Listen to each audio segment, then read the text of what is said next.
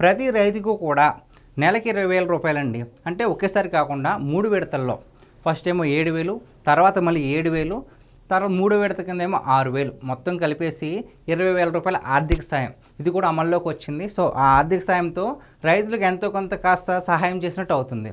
ఇంకా నాలుగోది వచ్చేసి ప్రతి ఇంటికి కూడా ఉచితంగా 3 ఉచిత గ్యాస్ సిలిండర్లు అండి. ఇది వచ్చినప్పటి నుంచి ఇది అమలై చాలా కాలమైంది. సో 3 సిలిండర్లు కూడా ఇవ్వడం జరుగుతుంది.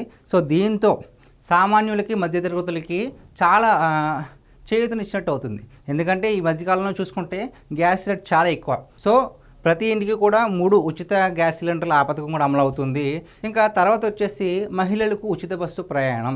దీనికి స్త్రీ శక్తి అనే పథకం పేరు పెట్టి నిన్న ఆగస్టు 15వ తారీఖు స్వాతంత్ర దినోత్సవం సందర్భంగా చాలా గ్రాండ్గా అమలు చేయడం జరిగిందండి.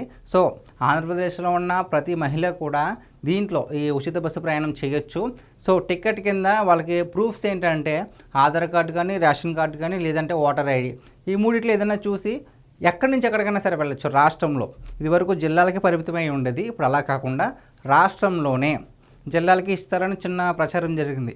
లేదు, మొత్తం రాష్ట్రంలో ఎక్కడికైనా సరే మహిళలు ఉచితంగానే బస్సు ప్రయాణం చేయవచ్చు.